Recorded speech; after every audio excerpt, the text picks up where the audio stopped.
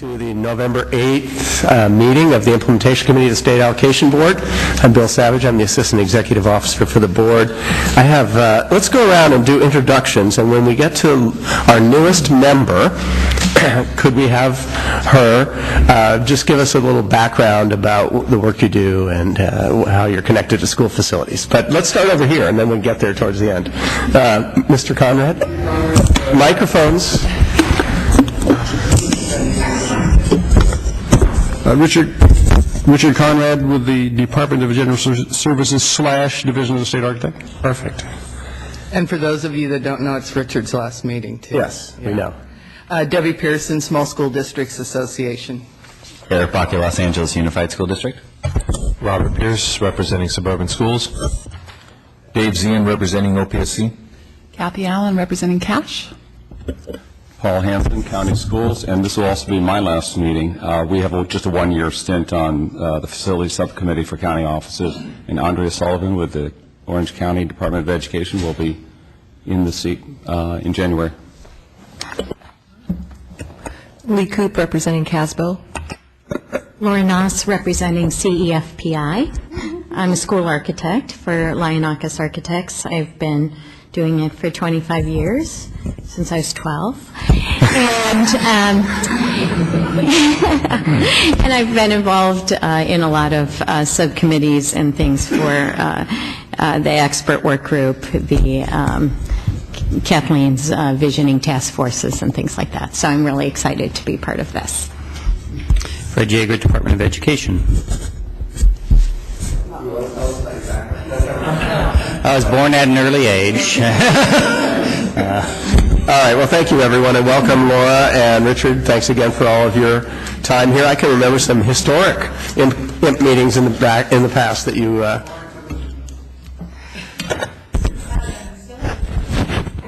What? No, I was just, well, thank you, Bill. I was going back through, as I'm trying to clear out a bazillion emails and things, and I go back and all of a sudden I see in the year 2000 something about the IMP committee, and I was there. So that's like 12 years ago. Yep. Now, there have been times I've been asked to not be here, and then there was times when, because there wasn't anybody around after the asker was not there, to go back and do it, and then there was back. I think this is my third term, a third representation of DSA on the IMP committee. Great. It's been a tremulous time over the years, evidently, so. We have another member who joined us. Do you want to introduce yourself? Jerry Gibbs, Housing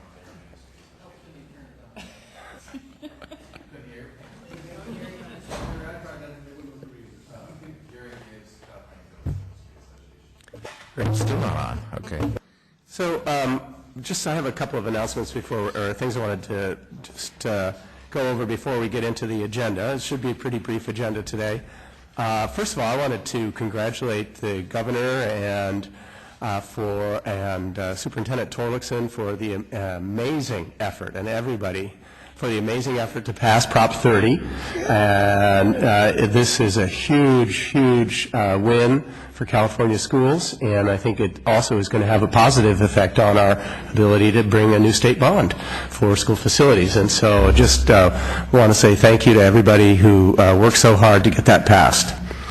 An announcement, I assume everyone saw last night that there was an additional $143 million of state bond funds, cash, made available for the next priority and funding round.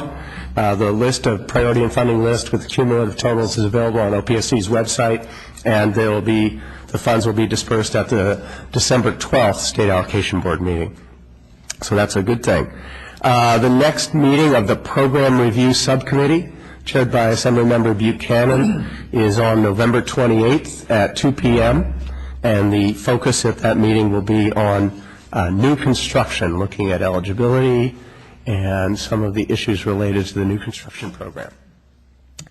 Finally, in terms of announcements, I wanted to just make sure that we also send a shout out, if you will, to all of the local school districts in California and community college districts in California that passed over 80% of the local school facility bond funding measures, a total of $12.8 billion for K-14 educational facilities in California, passed at the local level, and that's just an amazing, that'll be an incredible economic boost, and it'll be a wonderful continuation of the programs that are underway in California's schools and community colleges for better facilities. We anticipate we're going to go over the schedule in a second, and then Brian will lead us through the schedule, one meeting at a time, Brian.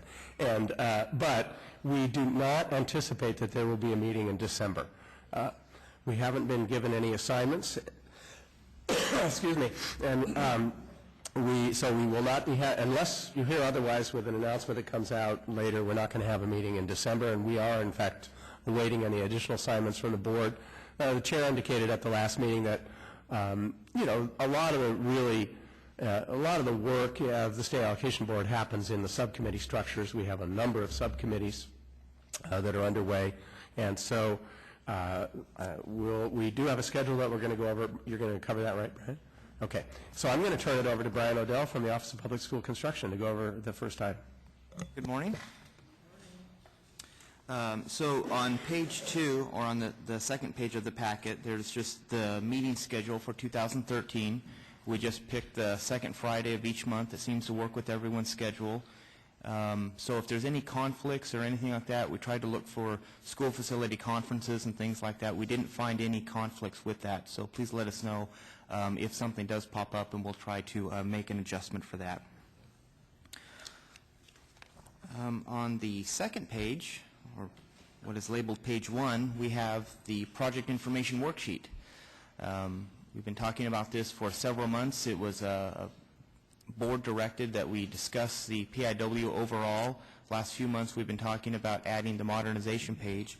At the October board meeting 2 weeks ago, the board directed that the PIW be discussed at the implementation committee and then moved over for further discussions through the School Facility Program Review Subcommittee. So what we're going to do today is review where we are so far. We've revised the instructions from last month.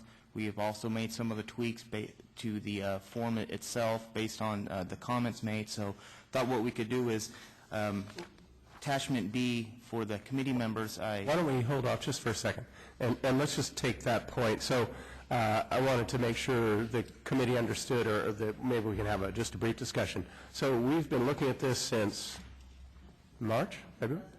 Yeah, okay. Thank you, Lee, for providing historical perspective. February of this year. So February of this year for the revisions. There's a first set of revisions that we talked about and completed, if you will, and we're ready to go to the board, and those were auto calculation, auto population. Those pieces are actually don't require regulatory change. No, they don't, and they're being implemented right now. I think it's the last status I heard is that they're testing it to make sure that it's working smoothly. And there was another section of the changes in phase 1. Remind me again what those were. Oh, the submittal change. The submittal change. Yeah. Right. So there was a submittal change from 3 submittals to 2. Yeah, keep trying, Mr. Bakke. And so that is an item that needs to go back to the board and would require a regulatory change, right? So that's one piece. And then we have the piece that we've been working on most recently, which is the modernization section. And I think what I'm hoping is that I know that the board would like this to go to the program review subcommittee. I'm hoping that we can pass it out today from our committee and be done with it and bless it more or less and send it forward so that we can perform the heavy lifting for the committee, for the subcommittee. Okay? Thank you. So for the members, with your packets, I put in an extra attachment B, which is the instructions. So I thought what we could do is, if you would turn to page, where is it? The new modernization page, which is the second to the last one, basically. Well, third to the last. That's the new page that would be added to capture the modernization data. And then the extra attachment B, it is part of the packet, but it's nice to have them side by side for the instructions. So what we could do is go through the instructions, read them, and then compare it to the worksheet and make sure that it's clear that we're capturing what we want and that there won't be a lot of confusion, because this part would be put into regulations, so it's harder to change after it's already been blessed by OAL. So the first instruction is choose from the drop-down menu the type of school that best describes this project. So if you look at the worksheet, that would be school type. And this mirrors the options that districts have when they complete the new construction section. So elementary, middle, junior high, high, continuation, community, charter, special ed, severe, special ed, non-severe, and then we have our famous other that we always have, just as a catch-all. So on the online worksheet, this would be a drop-down menu that they would choose from and then move on to the next box, which is total teaching stations on site, no longer classrooms. So we're hoping that that's clear to everyone. Enter the number of teaching stations included in the entire school site. So it's not just what's being modernized, but the entire school site. The next box is total pupils served on site. Enter the total number of students served on the entire school site based on the most recent seabeds when the construction work occurred.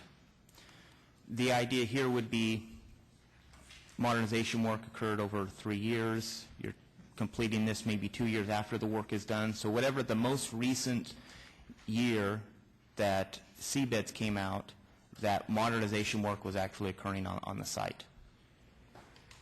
We thought that would, if it's over 3 or 4 years, if you have to pick a year, why not pick the most recent?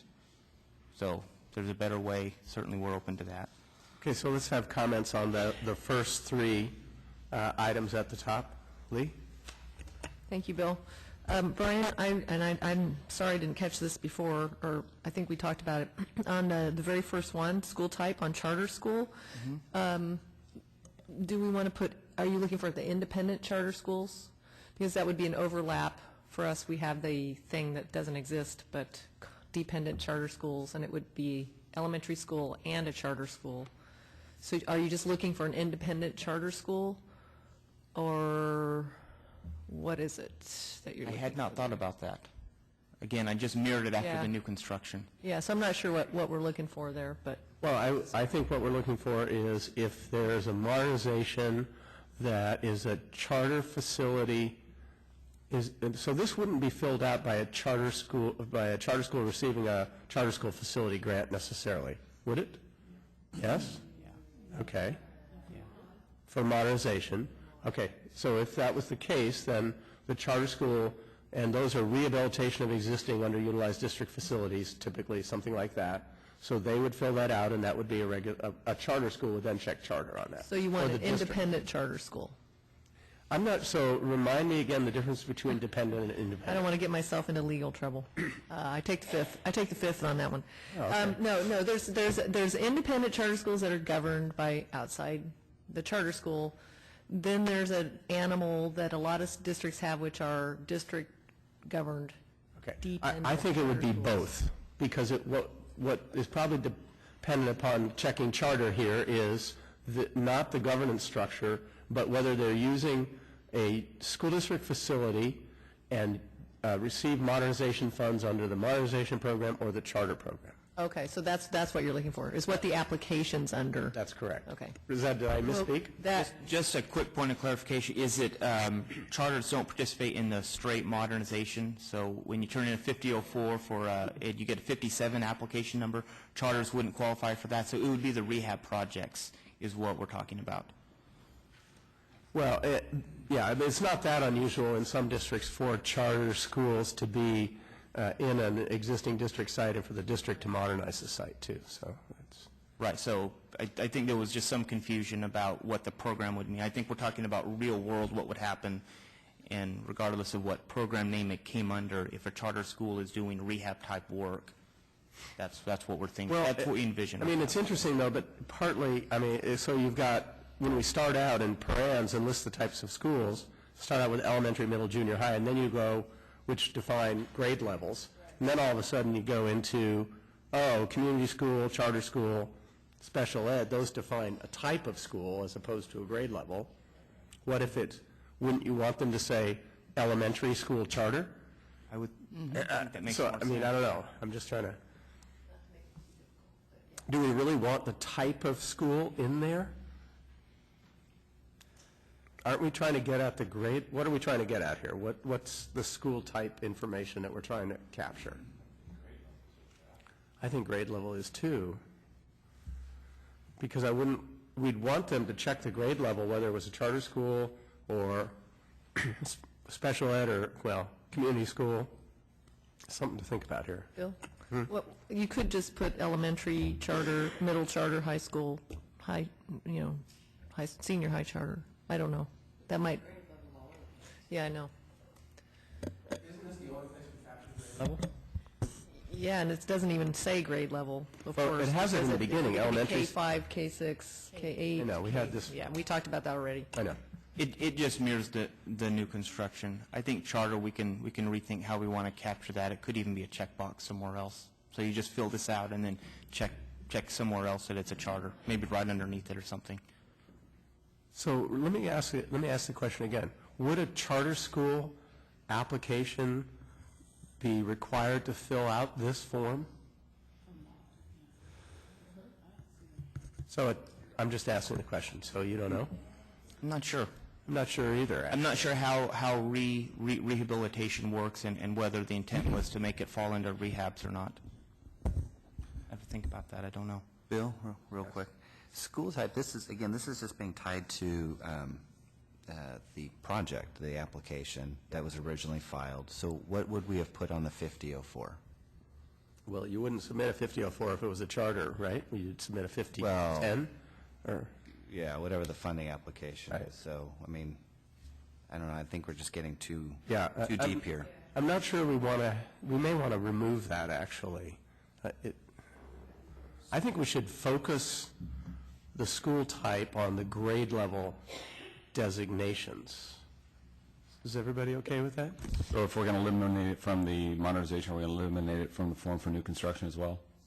I don't know. Is it on the new construction form instructions? Charter school? Yeah, we just copy and pasted it from the new construction. Bill, would that include continuation high and community schools also, which are not a grade level but a program? I think you'd probably want to pick other for that. And nor are community schools or continuation high schools really receive any distinction in the SFP. Okay, so good. So do we, Brian, what do you think? For which part? Any of them, choose.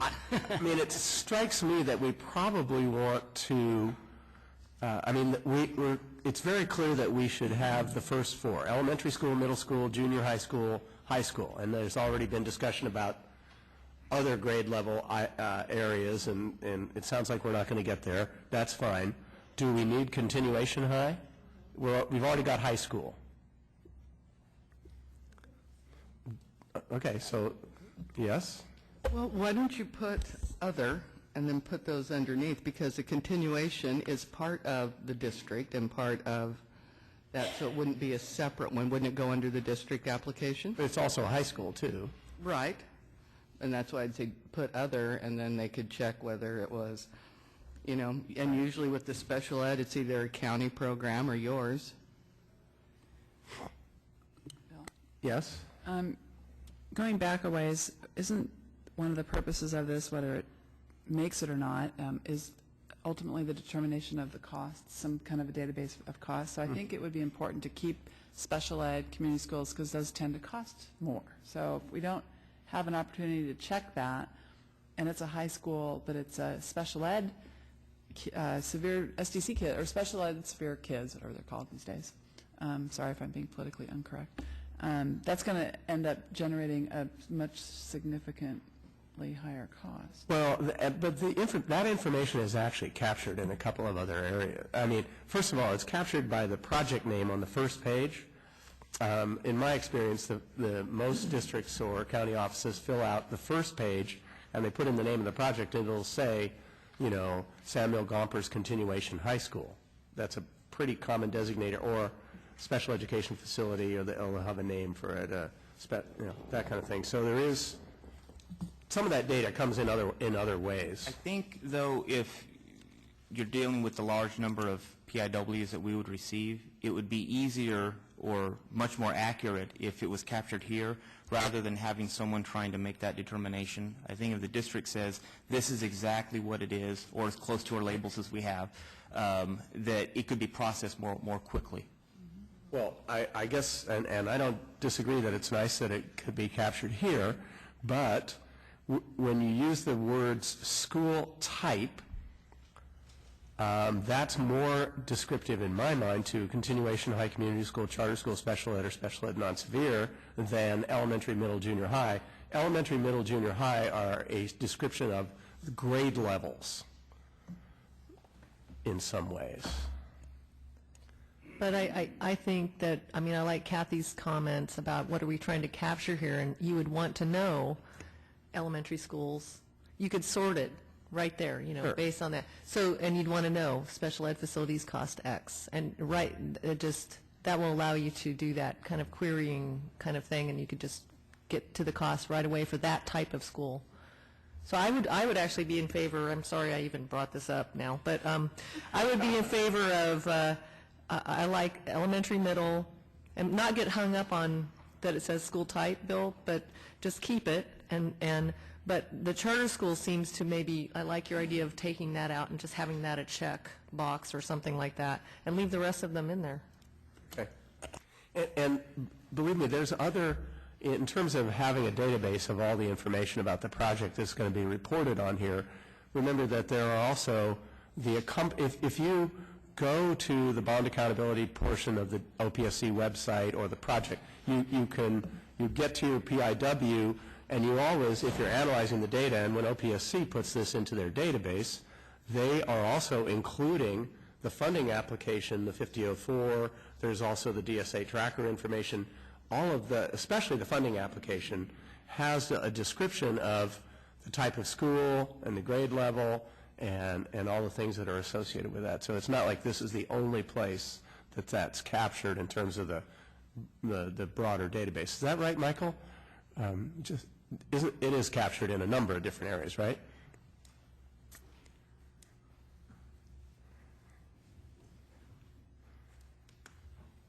Thank you, Mr. Watanabe. I didn't mean to bother you, but...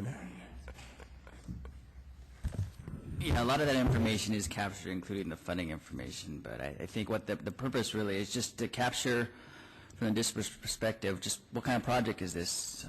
Is it an elementary school mod project or a high school project? We know COEs, they apply for just a couple buildings.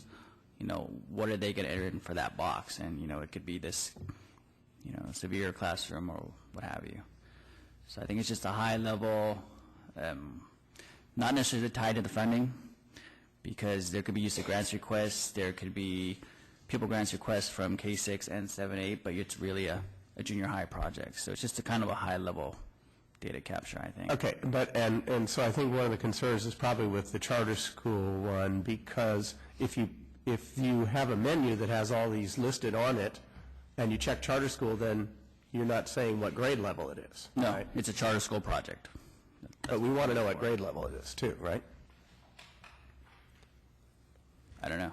Yeah, I think so. I mean, that seems like the information we're going to get on all the other projects. When I said other a minute ago, I didn't mean just leave that blank, because if you want to capture, I mean, everybody's configurations are different.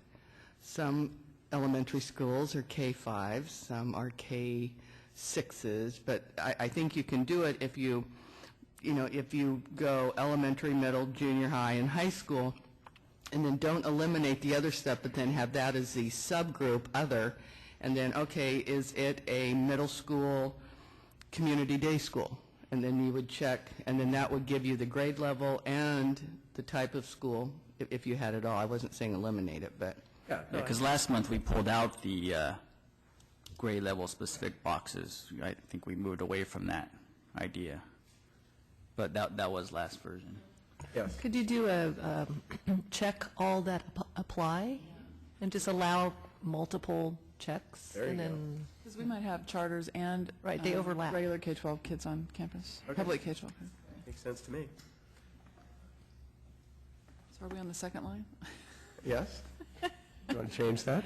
Well, just a question about, so when you asked me to enter the number of teaching stations, I'm thinking, so maybe when the school was built, I wasn't planning on using my stage as a teaching station, but because of increased enrollment now, I'm using my stage as a teaching station. So is it based on what was originally approved by CDE, or is it based on what I'm currently doing? Probably what you're currently doing. I mean, in other words, in general, when you're going to fill this out, you're going to go over and presumably either have your facilities department has given you a little cheat sheet that shows how many classrooms are. It's really going to be classrooms, essentially, but teaching stations is probably a more nebulous term to capture unusual spaces that either are reflective of 21st century learning environments or 21st century overcrowding environments, maybe. I don't know. Okay. And total pupils served on the site? Hold on. Okay, sorry, Fred. But the inventory or the site review for modernization was done many years ago, perhaps. And so that number may be different than what's on the OPSC field review, and the numbers, ages of classrooms will be different. Absolutely, right. And so that's one of the advantages of capturing it here, is that this would have it. Advantage for? Comparing the students, 1,000 students that attend this school, and trying to get an idea of how much of the school was modernized. Was it most of the school, a very small one? Trying to get an idea of the scope. We talk about there's all these different factors and how the projects vary from one to the next in all these different circumstances, and the more this type of data we can get, the more clear picture I think people can look at it and try to look at some of those things and see how the district was actually trying to manage some of their facilities. But the square footage is also asked later somewhere, wouldn't it? Square foot of the campus, square foot of the project, right? So that you would get that same ratio there, right? Or an understanding of how much of the campus was modernized. I think that would be another piece of it, too. Okay, 80% of the classrooms and 90% of the square footage. Something like that, yeah, maybe. Yeah. And I mean, those are possible uses. There isn't one specific right, number that and we're maybe trying to get. But just that's the struggle I'm having if we don't know what we're going to do with it. Can it be used for good or evil? Well, just that, it's certainly good. I'm sure we can figure a use out of it, but, what is the end result we're aiming at, and is this relevant to it? Yes. To which question? To the second one. I think that, so we're talking about the That was total, a general question. total pupils served on the site. Is that what you're asking about? No. Okay. It was about classrooms or teaching stations or whatever we want to define it. Number of kids, we know that's... Well, remember, we're going to end up with a ratio here. I'm not very good at math, but I'm going to just step out on a limb, okay? So correct me when I'm wrong, Michael. So we're going to have the total teaching stations on site be put into that box. As defined and by right the over, as defined by the district. This is all of this information is reported and defined by the district. Or we're trying to define the parameters of reporting with the instructions. Okay. And then right over here on the other side, in facilities modernized, you're going to check classrooms and how many classrooms did you modernize. So then you have a ratio of modernized to total classrooms on the site. That's an indicator of scope, intensity of work, etc. And phasing. And what? Phasing. Possibly. That's right, because there could be applications for this school that are, before it or after it in time. And maybe I'm not making the leap of, under the state's definition, or however, that there's 25 classrooms and the district puts 23, 27, 30, and now how is that used to compare it to the grants? Are we mixing denominators and apples? I don't think so. Numerators and oranges, Gary. Denominators and apples. Do you want to help elucidate this discussion?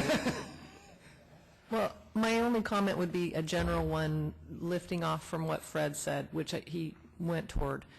In general, I think the concern is, as we are finishing this up and passing this on, Bill, is what is this information going to be eventually used for?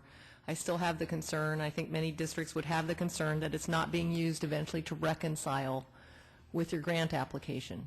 Because and you've said it's self-defined. Teaching stations might not match up with several years ago an application, and that's what I think there is a concern on district's part about. Somehow it would be rejected, somehow it would jeopardize funding. It's and not- all of those things, people need reassurance. I'm just saying, people need reassurance Maybe I that can that's not reassure going you. to happen. I mean, I don't, in my understanding, it's not being rejected in any way at all by OPSC. It's being incorporated. It's available for people to use for research on the web. And understanding the total pupils on the site and the number of spaces modernized, and there's some ways, for example, that you can take the total cost information. Remember, the real issue here, to be honest with you,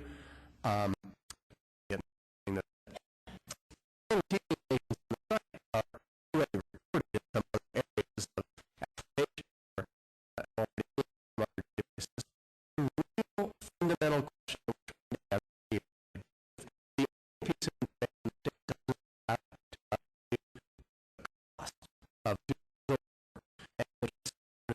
it's the scope of work. So we're trying to get the scope, and we're trying to get the cost, because the state does not have the actual cost of the work, and it doesn't have, other than, I mean, it has it in its application, drawing support, but it hasn't defined it in this way, but the state doesn't have the scope of work. And so for modernization, we're trying to say, okay, give us the total project cost that you actually did, not what you're applying for, what your grant was for, what you're put on your applications. What did you actually spend, and what did you actually do, school district? And this will be very helpful information as we try and understand what the cost of modernization is and what level of work has been completed in the program. Bill, can I further elucidate? Well, as long as you don't challenge that, Fred. No, of course not. There's also the question of what do you need, which is entirely different than what did you do and what did the state give you. And maybe, is that the number we're looking at? No. I mean, why not? Well, I'm not sure that, and I think Mr. Bakke has spoken to this question before, maybe Mr. Pierce, but I mean, this is not about defining remaining need necessarily. I mean, I guess in some ways you could say, well, if I only modernize 10 classrooms out of my 30, then I have 20 more that I need to do. Okay, I'll give you that. Okay. But I think there are other vehicles for assessing the need for modernization of California schools that are probably more effective. This is for an analysis of costs and then a comparison eventually to state funding provided. Okay, and just, we know what the cost was to the state because those were apportioned, right? Yeah. There's any number of agencies that track construction inflation and so on and so forth, bid environments. So I'm still, if there are questions that the state would like answered, is the PIW the best way to do it? Are we wed to this format? Are there other ways of getting where you want to get to? I think the most important thing about the PIW, again, is that it allows districts, and I know there's plenty of ways that cost estimators are out there and they can tell you what it costs to build a school, but they actually don't have the full picture, in my opinion. And this document provides an opportunity for school districts to report what it actually cost, not just hard costs, but all the soft costs to do a school. And I think it's very elucidating when you analyze the data. It's quite interesting when you look at what it costs to build a school.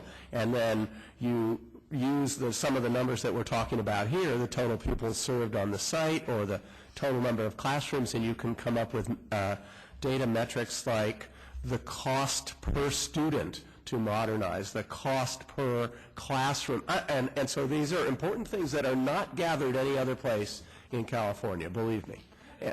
No, they're not. At the district level. Well, but we're trying to get that information to the state to help us in policy.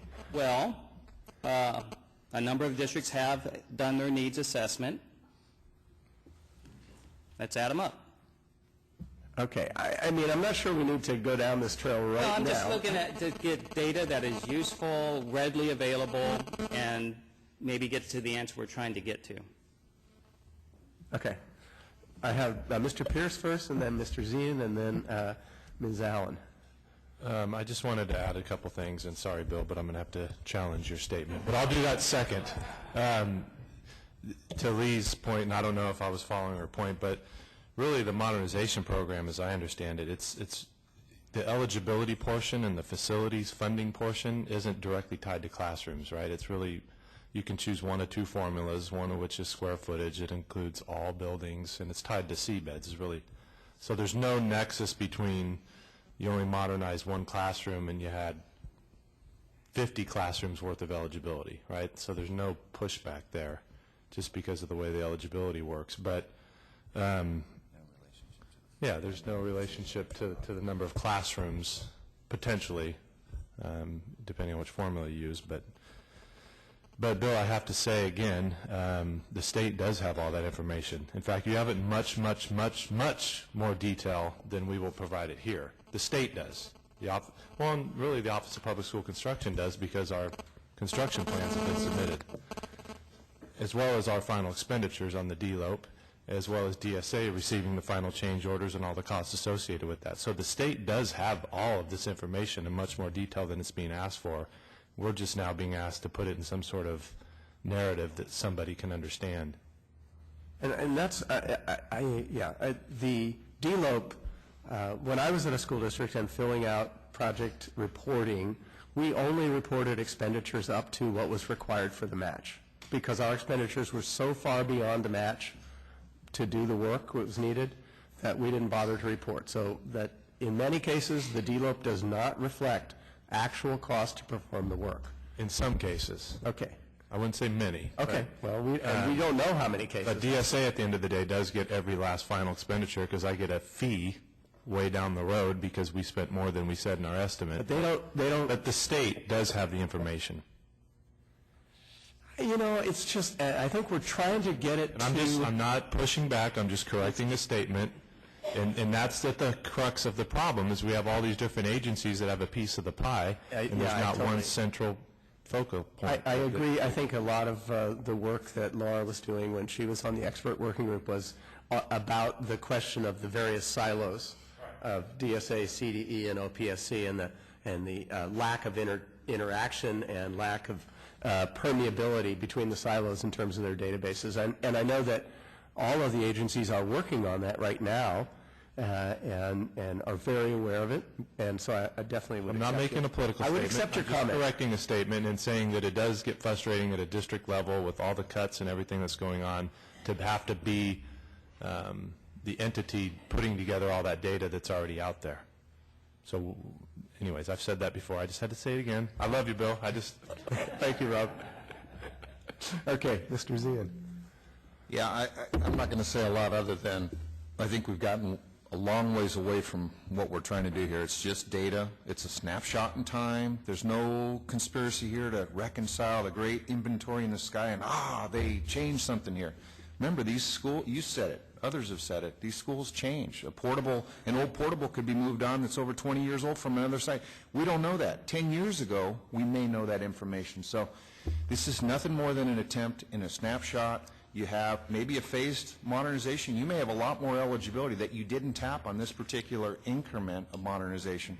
This is nothing more than data on a snapshot in time for the various, all of the eligibility rolled into one project, and you have data on that. If it's filed that way, we don't tell the district how to file a mod project. The school districts decide that. So it's just information, snapshot, discrete data filed for modernization projects. It's data for what it is, for bond accountability, the decision makers and the taxpayers. And yeah, a lot of this data does exist in different silos in different areas, but this is an attempt to get it together where it is intelligible. There's a decoder ring on it, and you do have this useful information in one spot. So we tried to streamline it. We tried to listen to you guys. So let's just not lose sight of where we're getting too far away from what we're trying to do here. It's just data, nothing more, discrete data that will be provided. Kathy, and then Lee and Laura. So piggybacking a little bit on what Rob just said, the third bullet here asks for the total number of students served on the entire school site. My eligibility, depending on which methodology I use, could be 101 grants, right? And my population on that site may be 800. So I guess I'm worried about how that number would be used in determining $1 per student cost? Because that wouldn't be accurate. So is that just another variable? It's not about eligibility, and it's about, I think we just want to know the total number of students on the site, and then that you could perform a calculation, for example, if you use the cost information that said how much was spent per student to modernize this school. You have, and that's one metric, how much per classroom, how much per square foot. Per square foot is the most important one in construction reporting terms, but I think it's an important piece to have. I could get there easier if I was just had enough eligibility to modernize half the school, but I'm serving, if I have enough modernization eligibility to modernize half the school, which equates to maybe 400 kids, but I have 800 kids on the campus, how would that data flush up to the, or does it need to? Maybe it doesn't even need to. Okay, all right. Yes. Well, I would think that that is a very important piece of information, Bill. If you were trying to get a cost per pupil, you'd want to have the number of pupils that were actually in the scope, number of classrooms. So that's one thing. And I guess, Dave, you know, I don't think it's conspiracy. I'm not going there. And we say, well, it's just data, it's just data, it's just data. Oh my gosh, this is data. This is what you guys have been asking for. It's very important. I would like to have it written, even though I trust what you two are saying right now, I'd like to have it written down in the beginning instructions, some paraphrasing of what you said. That is not going to be used to reconcile, endanger your funding, check back, it's not going to be rejected because it doesn't match an application. I would just like to have that written down. It could be a one-sentence thing in the very front and just give some reassurance to districts that, okay, I'm comfortable filling out this form. It looks pretty daunting, but at least I know it's not going to be used against me in some way in future. Like I said, I trust what you guys are saying right now, but there's many players as part of this system, and many people have different intents, and they may figure out different intents in future. So I just want to have that written down. That would be my request on this. Okay. Laura. So I just wanted to say that I think that my experience with databases in the private sector and here is that the things that get captured and reported when you have thousands and thousands and thousands and thousands of pieces of data are those things that can be kind of accumulated and spit back out, right? So the numbers, the percentages, the dollars per pupil, the whatever it is. And they become sound bites for our program. They could become sound bites for our successes and our need going forward, whether that's the intent today or not.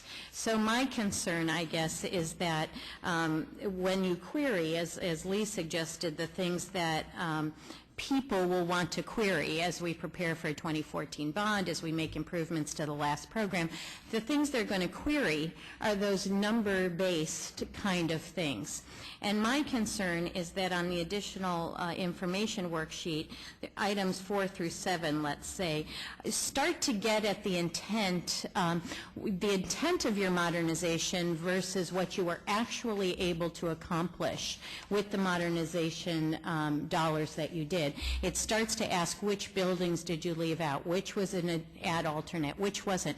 Well, those things aren't really going to be captured in a database query. They're going to be I've had to dig down 7 layers to find out on this project out of 10,000 that they left out the multipurpose building. So I think there needs to be some assessment, and because this is a lot of anecdotal, you won't get in trouble information, some assessment of how complete that modernization was when you did it.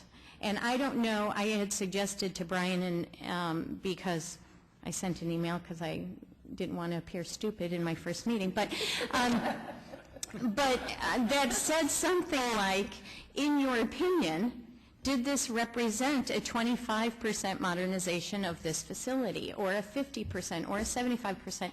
And it's not, and it could be in a gray box that's the opinion box. I don't know, but I can't help but think that you spent $2.5 million on a building that needed $8 million, and in the checkbox world, in the query world, that building appears to be complete. So that is probably my largest concern, because I can tell you in 25 years, no modernization that ever used state and local funding ever ended up complete, unless maybe in Bill's district where they tore it down. Just tore it down. Yeah. So that would be my concern. Mr. Cian. So again, not to debate, but remember, it's just a snapshot. We've talked about this for a year now, and you'd almost have to ask the question, add more data fields in here, how many projects have you modernized? That juxtaposed to where you are now in this particular little increment. Remember, these are district file projects. They decide how much of their eligibility baseline they're going to file for on this particular project that you're filing for here. For your question's a really good one, but I think you have to look at the past history, what they actually filed for here, and if there's any remaining eligibility that they're going to file for. You'd have to ask that question too. Are you going to file for other modernization projects to really answer your question? Because you can't answer that question if you look at one little snapshot of a continuum of modernization projects over the last decade. I mean, your comment's a really good one, but I think you got to ask questions about the past, this current application, and what the future is to really get to that. So I don't know if we want to go there. I think you greatly expanded this. So. Yes. All right. Thanks for your email, Laura. We didn't ignore it. I actually have a copy of it right here. And the idea was the project represented, in your opinion, less than 25, 50%, 75, more than 75% complete. So we actually did look at it. Couple things. Earlier on, a few months ago, we did start going in this type of direction, and there was a lot of pushback, so we kind of stayed away from it. But we haven't ignored it, and the discussions of the PIW will continue through the subcommittee. So we do have it, and when appropriate, we'll definitely bring it up. So thank you for that. Another thing is that 1859.104.1 in my section, Michael just showed me, says the project information worksheet will not be used for material inaccuracies. So anything regarding to the modernization questions would apply to that as well. So we do have that separation. That's definitely in regulation. I think that a lot of the things that we're talking about this morning is, things that we've gone back and forth for the past few months. And as we just mentioned 2 weeks ago, we're moving this over to the subcommittee. So we've tried to document a lot of these different issues in the PIW item. We aren't trying to ignore anyone, but the board directed us to continue these things. So all these comments, they're not that they're wasted. We've captured them. We've heard them. We're trying to move forward because the board told us they want modernization data. But again, we're looking at trying to get the instructions as complete as we can and then move on to the subcommittee. So, but let's go back and just reference a little bit what Laura said. I mean, and one of the things that I think is important is what you said about sound bites in terms of this. If you think about if you go on the OPSC website and you look at the bond accountability section, a typical level of reporting of information off the new construction PIW that you could extrapolate that might be taken off of here is, as an example, total number of classrooms modernized, right? That would be an important, that's a piece of data, whether it represents 10% or 100% of the classrooms in California, that people at the state level and decision makers and legislators probably want to know. What did our bond dollars do? We were able to modernize, 10,000 schools and 40,000 classrooms in these counties distributed around the state. So it's a pretty high level of data reporting that goes on from OPSC back to the board.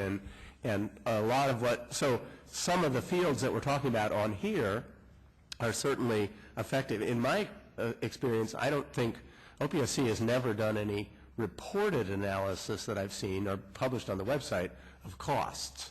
They've reported work completed, or they've reported dollar values of funding that's gone to various projects, but there's not been a lot of analysis done that's, at least that I'm aware of, that's published about actual costs of new construction from the PIW. Well, Bill, that was an interesting point, and maybe the soundbite should be the state has spent this much money to help districts modernize some of these 4,000 schools, not modernize. I think, maybe that's a distinction we know, but when the public believes that 4,000 schools are modernized, but they can't see a darn thing done to it. So it just, 47% in binders of women. There are the phraseology of how this stuff is used is what stays with us. Fred, the election's over, okay? Oh. So. Who won in Florida, by the way? Okay. So we've got let's close it out on the top 3 boxes. You got comments on the top 3 boxes? Can we move on to another part? And you're going through the instructions? Yeah, I was Basically reading the back and forth. instructions, and then, All right. so we have them both. So we read the instructions, and then we're able to look at the box and see if it's clear. So for type of work modernized, that's the big box there. Choose all types of work that are included in the project. For each type of work checked, enter the contracted and/or direct costs, excluding soft costs and contingency amounts. If the building was replaced, enter the cost of the new building. The total cost amount will not necessarily equal the total construction cost entered on page 1 of this worksheet. So the idea is, okay, building replacement, that was a certain dollar amount. Hazardous waste materials, a certain dollar amount. And again, we're looking at the contracted and/or direct costs. So we know that there's a lot of costs that when it totals up at the bottom, it's not going to equal the entire project cost. So why wouldn't it equal the total construction cost? There may be. Microphone is That comment was put in there based on last month's discussion. Yes, I understand that. I think you're just giving, you're telling people up front that it's okay to be inaccurate, in my opinion. Thank you. But I'll leave it at that. Well, yeah, close as you can get is correct, but in theory, at least, as someone who is, when you have a spreadsheet and you're running a construction program, the documents roll up to the next level. So you report here, it should roughly equal your total construction costs that you reported on the first page.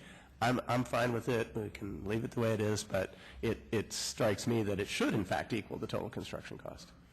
But the only reason that's in there is because of discussions at last month. Yeah, I got it. It wasn't in the original draft. It was based on concerns that people had that the two wouldn't equal, and that then there would be issues later on. Yeah, I got you. Okay, so, and looking at the page, the box for type of work, there's 2 submittals shown. So this is pending the approval of the board of the change in submittals, so there's 2 columns for submittals. Is everybody comfortable with the listing of the items? We've gone over these before. I just have one question. Yes. We talked about the hover thing. So if I hover over plumbing, it's going to tell me don't include a sink or do include underground, or is that right? As much information as we can. And if someone says, again, as we get more questions, or people can send us emails saying it would be more helpful if it had this piece of information or that piece of information, we can constantly update it.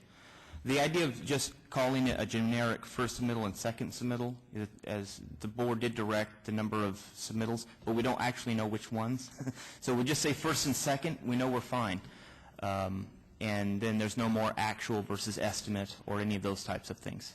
So when the district fills it out online, they're just going to fill out the actual boxes, and then it'll be plugged into first or second submittal when the PIW gets printed, or if someone wants to print it. So this is a part that you wouldn't see on the online at all. But you can go onto the bond accountability website and print a PIW, and so the computer needs to know where to put that information, because it could change from the first to the second.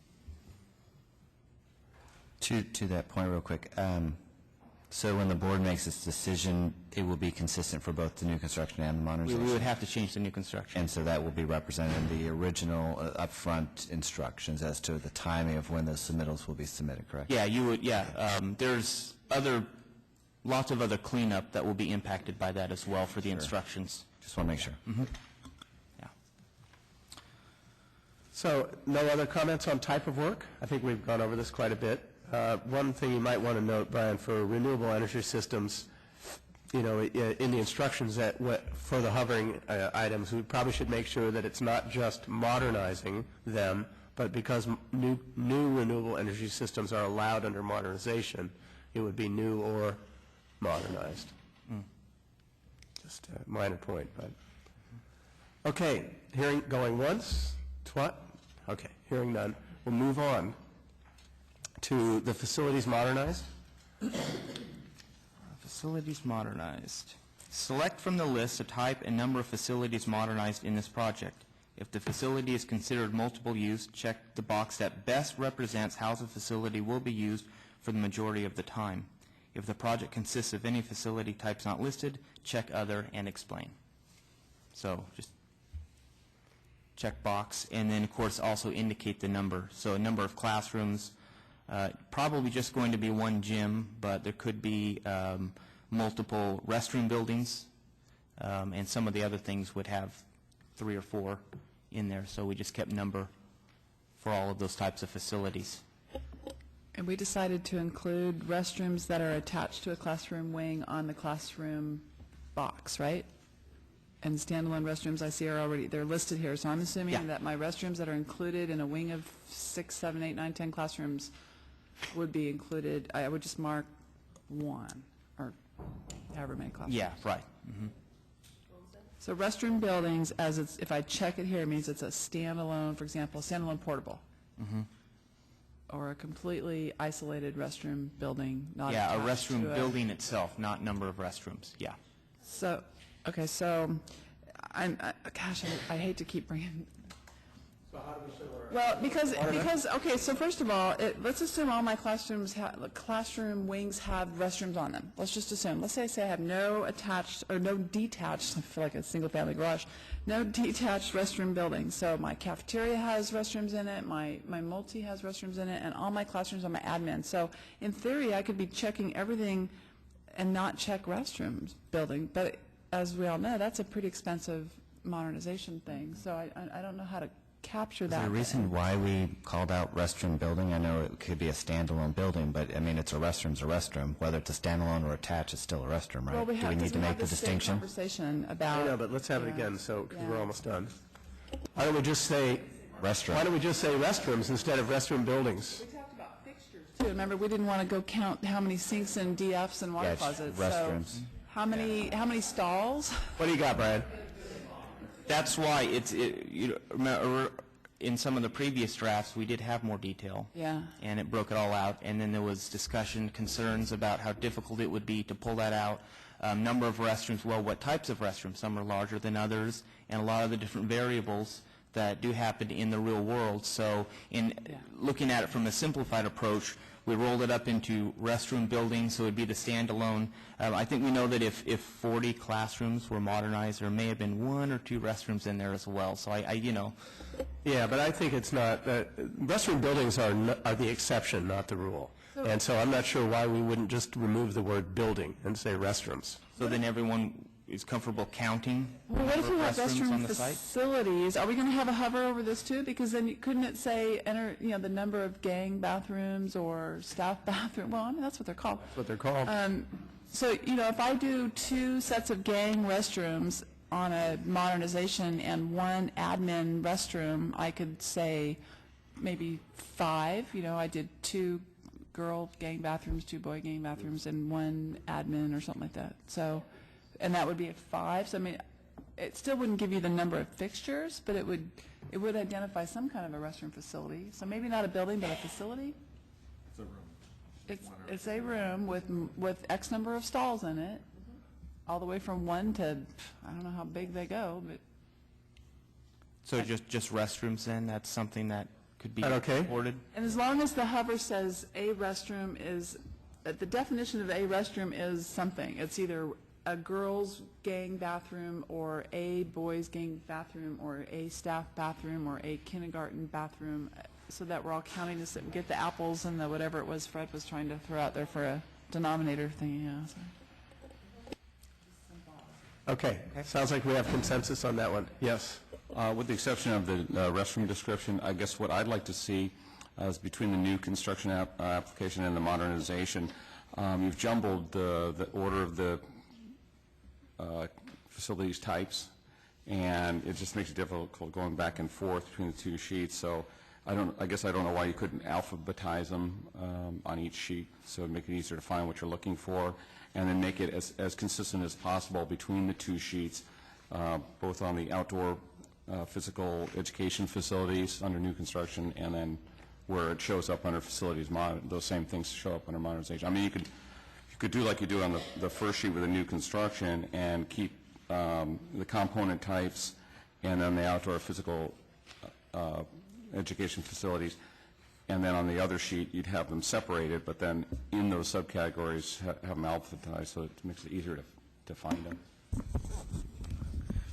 And as you're doing So you're basically talking about making some changes to the new construction project information sheet that would be comparable to what we're making on the modernization one. Is that what you're saying?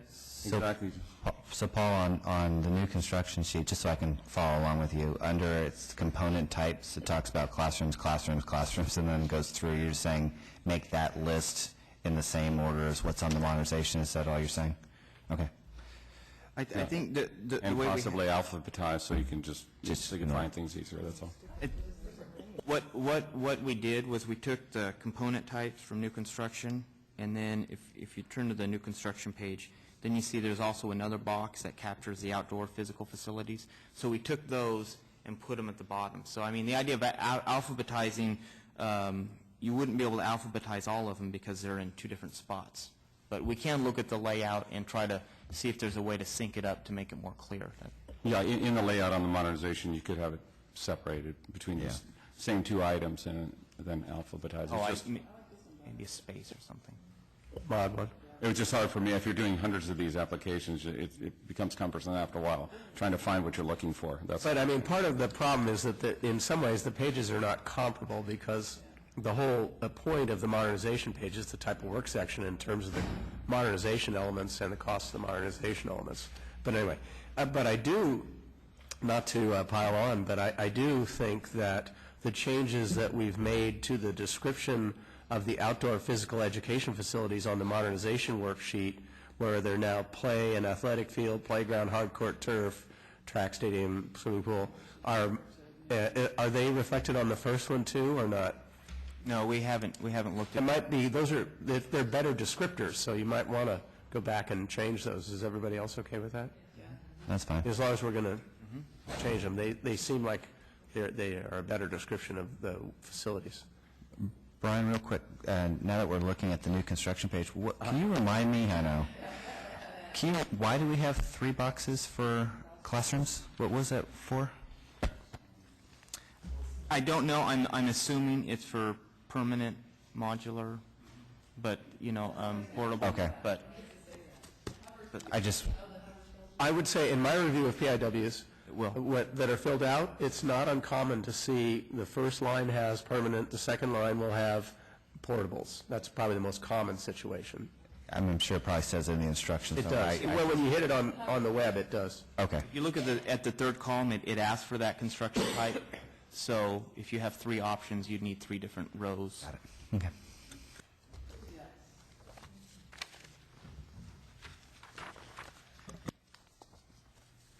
All right. Where are we? On the facilities modernized box, we changed restroom buildings to restrooms. We take back all the bad things we said about counting the number of restrooms. And I think actually that's a good place to end up because restroom modernization for many districts is a big component. It's good to know. High cost. Okay. So we're done with facilities modernized. And I'm going to have Mr. Bakke introduce the next one, total square feet modernized. No, I'm sorry. I'm just kidding. But Brian, you want to keep going? So the second to last table there, total square feet modernized. Enter the total building square footage modernized for all facilities in the project. When calculating the square footage, include the total square footage identified on the DSA-approved plans for all facilities modernized. Do not include area in which only incidental work was performed. For example, do not enter the square footage of a facility if the only work completed in the building was the replacement of a sink. Be sure to use the same methodology when calculating square footage for each reporting period. So that was an example that was brought up last month where if it's a gym, but just one sink was replaced, you wouldn't want to say the entire gym was then modernized. It just doesn't quite sync up. So trying to account for that. And as far as the DSA approved plans, and that mirrors the new construction instructions as well. Bill? Yes. Eric? I think this is where we're at in the stage of this conversation to say that we can agree to disagree on the need to go down this road. The amount of work it's going to take, I've spoken to this a few times. But I really do want to share with you that I am appreciative of the effort that you've listened from where this originally started, asking for the lineal feet, square footage of the pipe and the plumbing and the wood, and that from where we started in that conversation, I truly appreciate that. So I just want to share that. Thank you. Yes. I just kind of have an off-the-wall comment. You might have a hard time getting the same data from first reporting to second reporting, depending on if the person is still there. So I don't know if there's a way to maybe have a some kind of formula or definition or notes page that whoever fills out the forms that I used this, or I don't know. There's been a lot of movement lately. Is the information on the first submittal online still there? It would be, the vision, it would be like the new construction, so that when you go in to submit the second one, it would already be there, and you would just change it if you want. If it changed, right? So I think that addresses your comment. Not an off-the-wall comment at all, actually. Yes, Laura. As someone who might get this from my your clients and asked to fill it out, I think I would really need more description of what's incidental, because honestly, I could tell you that anything that uses just state dollars is fairly incidental. So if we're talking just a sink, okay. Is just a fire alarm that happens to go through this space incidental? Is just paint incidental? Is just repair this piece of the roof incidental? I think that that's a big it's a significant differentiator between whether the facility was modernized or not. Yeah, it's a good point, but I think you're going to have to use your judgment. and that's what we're relying on, and from anyone filling this out. So, and fire alarm, so if you take a fire alarm project, for example, and you're trying to report it, if I was reporting it, I would report the entire square footage everywhere that was involved in doing the fire alarm, even if it was just enunciators or if it was just a horn and strobe in that bathroom. I'd include the entire square footage of whatever that was, because that would be an accurate description, and then the cost per square foot would be $5 or whatever it is, and it would be, so when you analyze it, you'd know that you were not fully modernizing it and it was kind of incidental work, but it would be an accurate cost description of that work spread across a large square footage area. Did you have a comment, Mr. Pierce? I was just saying, see, that's the point, because I wouldn't have. So there you go. I wouldn't have included a restroom that I had to put a strobe and a horn in. Well, I was in my example. I was saying, I know you would. In my example, I was assuming that you were replacing you were modernizing the entire system, and that you'd report the fire alarm system, and you'd report the square footage of the school if you did the whole school and just did the fire alarm, that you'd report the whole square footage of the school as the modernized square footage, if that was what was in your application. But it's a good example of the confusion. I think it's a good example, because just replacing a sink typically needs, we take out the entire base cabinet, replace that, and so is that just a sink still, or is that a sink and a you know what I mean? So I think just the anecdotes, a couple more anecdotes than just a sink in the instructions or the hover over, yeah, you have to use your judgment on the whole form, but garbage in, garbage out. Other comments? Okay. So Brian, the total modernization cost per square foot? So when submitting online, the cost per square foot is automatically calculated based on the information provided in the project cost section of the total square feet modernized all facilities. So to verify this calculation, divide the total project cost, excluding site acquisition and site development, by the total square footage modernized as reported. So the idea is that if you're doing this online, by the time you get to these boxes, it's already going to auto-calculate. But we wanted to show what the method was, because you have to have it in a regulation. Also, it provides districts the ability to verify it and say, wait a minute, something's wrong here. I don't want to submit this PIW to OPSC yet because there's a problem with their calculation. You'd be able to let us know. And the number that's used in the calculation from page 1 is total project cost? Total project cost, yeah. Okay. So it's all hard costs and soft costs. Yes, Paul? So in that category where we've got total modernization cost, and the descriptors are original estimate and current estimate / actual, are those really first submittal and second submittal? Yes. So could we change the description on those to first submittal, second submittal to avoid that confusion? I'm sorry, where is that? Under, hey, it's your form. Hey, total modernization costs per square footage. Oh. It's my last meeting, sorry. Yeah, that's a good catch. I'm sorry. I wasn't sure what you were referring to, but yeah, that should And be you've got original estimate and then current estimate / actual, possibly that could be first submittal and second submittal. Yeah, absolutely.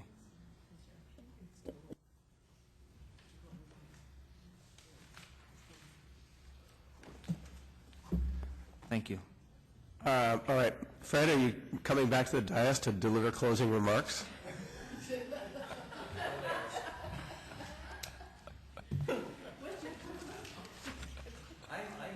perpetuity. I am ex officio. Okay, so is that the extent of what you wanted to go over? Yes. Brian?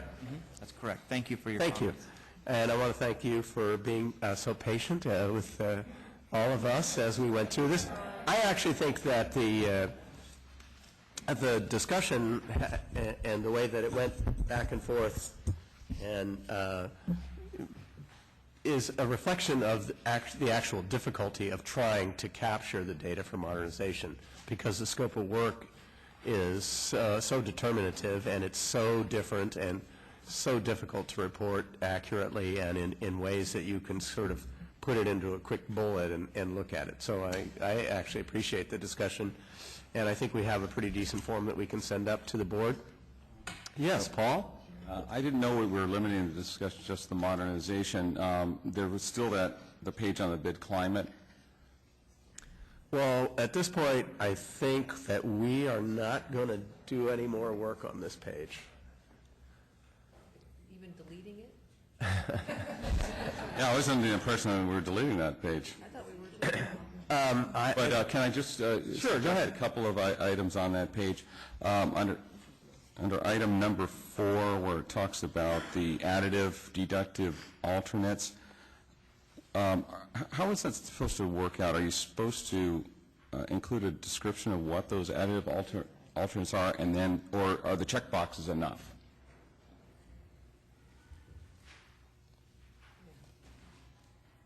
Question number 4. Under additional information? Please describe the accepted additive deductive alternates. Are the check boxes enough for a description of the information, or are you supposed to write in a description there? Square feet. No, I'm sorry. Write in a brief description of it. What's the square foot mean?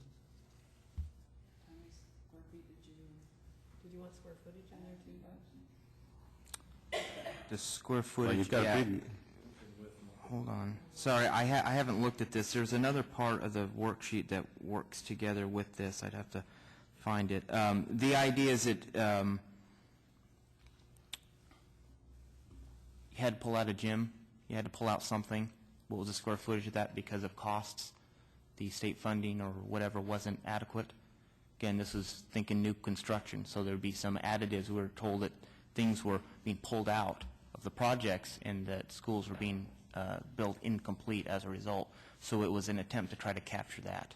So maybe you could have a long line then where it says, please describe the accepted additive, deductive, alts, and then a very short line where it says square footage there. There is another place. I'm just not finding it right now because I've seen the end result and there's a brief description of what was in there and what was taken out. And then further down on question 7, it talks about eliminating square footage, and then you asked to please attach the appropriate documentation.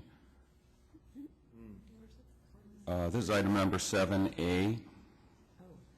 It says please attach the appropriate document. Are you really looking for us to attach? It doesn't normally get attached, no. 7A. You know, I think that I would probably, I'm not sure we want to get involved in doing, looking at this page right now, because I know staff is not ready to get involved in looking at this page right now. And so it would be better if they had answers to your questions. I mean, I think there's probably a larger question here is this page, the way it's written, still applicable for the modernization piece? That's probably one question. As far as I know, in terms of what OPSC is reporting on bond accountability, there's 2 metrics they use off this page, right?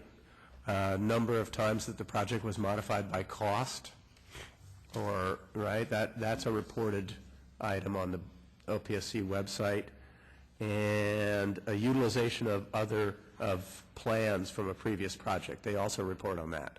I mean, so anyway, those are the 2 that I've seen on the bond accountability website as little graphics. I believe you.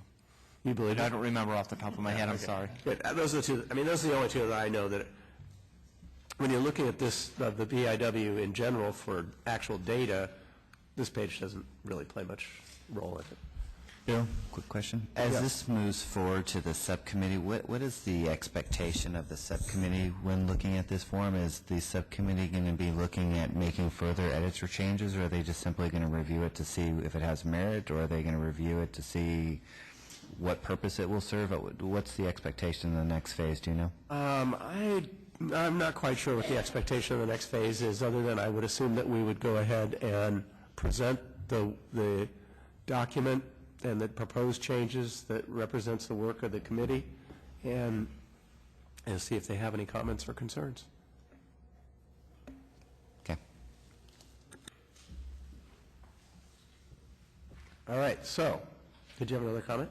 Well, if they're looking into the future, for future possible discussion on the item, I just want to mention on item number 9, it asks B, it asks who was the architect, and I don't know if they're asking whether you want to know who the architect is on all projects or just the projects where the plans have been reused by other school districts. Okay. It was the reuse only.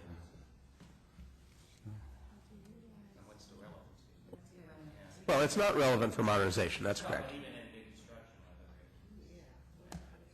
So I will accept that there is a lot of work that needs to be done in updating this page. It was created at a certain point in the program to try and capture some certain information, and it may or may not be relevant now, and it may or may not be relevant to the modernization portion.